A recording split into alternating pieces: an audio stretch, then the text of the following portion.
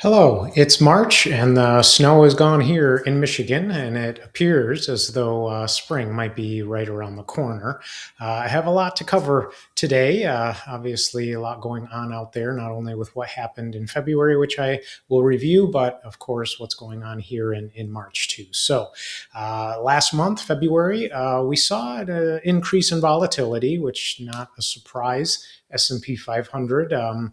But memories are short, so the decline, which is what everybody remembers mostly at the end of the month for the S&P, was about a 0.5%. But the volatility I'm referencing is actually happened at the beginning of the month, where we saw a 2% increase in the market. So when I mean volatility, I don't just mean declines, which is obviously what we most of the time think about. Volatility can happen on the upside as well. Given all that volatility, the market did end up, I should say down, about 0.76% for the month of February. Tech, financials, consumer discretionary, communications, all of those kind of led the charge negative. Obviously, we've been talking a lot about tech for quite a while, and so it seems like there's been some rolling over in that sector. One of the things that we've been certainly reducing our allocations to. Industrials, utilities, real estate, energy, they all had very positive returns. Again, energy, not necessarily much of a surprise there with what we've been seeing happen in oil. Most international markets were up pretty good in February, except for China and Saudi Arabia. Don't care too much about China's investment returns or market returns. Of course, we don't invest there.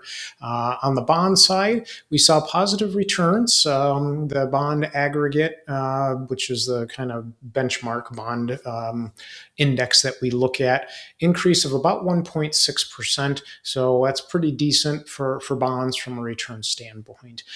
So all in all, not a whole lot of excitement in the markets in the month of February. On the economic front, good news, labor market remained pretty stable, unemployment rate holding at about 4.3%, and initial jobless claims were pretty stable there too. Layoffs pretty low, which means companies are holding on to their employees. What we're not seeing is a bunch of hiring, however. So even though companies are not letting people go, we're not seeing strong hiring either. Only about 172,000 new jobs created in the month of February. But productivity is still pretty strong, as is consumer spending, which is interesting because we see consumer sentiment still fairly low at 56. That's a fairly low level. So people are spending, but they don't feel good about it necessarily.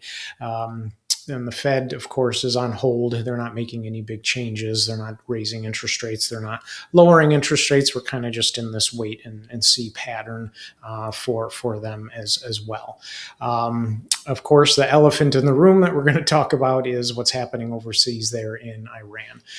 We've obviously been keeping abreast of what's happening over there, and we have access to a lot of resources, of course, that most people don't. From the financial side of things, from the economic side of things, we get kind of news and information that you don't see on your nightly news. So I wanted to break this down into some points, if you will. So what we've seen so far, the objective over there: destroy Iran's missile infrastructure, destroy its nuclear capabilities, even though we did some of that last year, and of course the big one, regime change, if I could pronounce that. So right now, of course, a lot happening because we're still in the beginning of what's going on over there. And of course, lots of uncertainty surrounding, what actually will happen, how long things will take, what the back end of this looks like. Looks like Iran is certainly putting up, their best fight. However, it's not much. They're certainly, dominated by not only, what we have the capability to do, but obviously, what others in the area are able to, stop them or thwart them from doing as well. So, of course, what matters most is how is this affecting markets.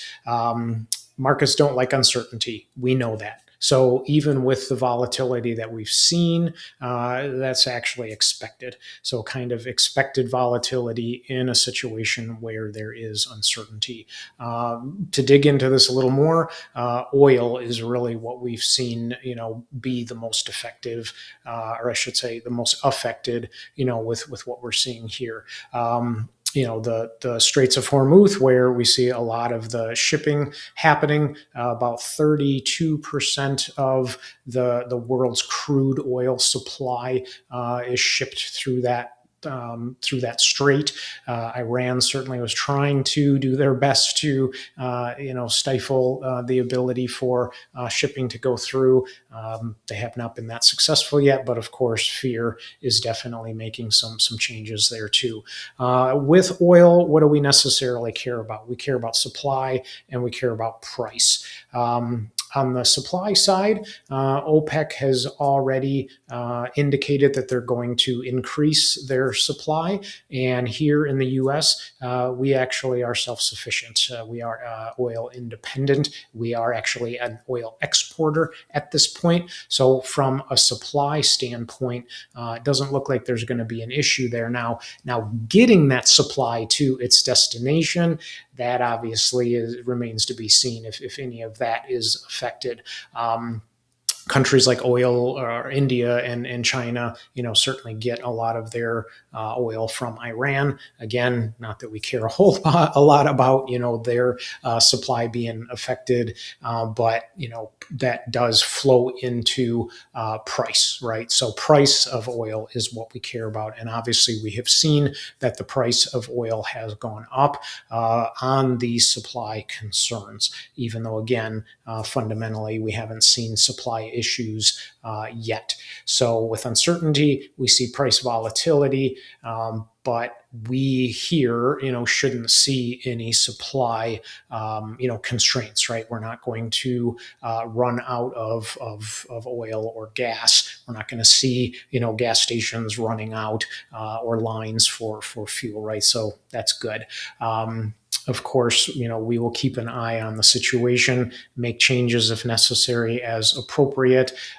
We've been through, obviously, global unrest before. It's a blip when you look at it over a long enough span of time. So we are not making any knee-jerk reactions to portfolios. We already did some rebalancing and reallocation before all of this happened in February to get some of our kind of overvalued positions more decrease in our kind of US based allocations, allocating a little bit more globally.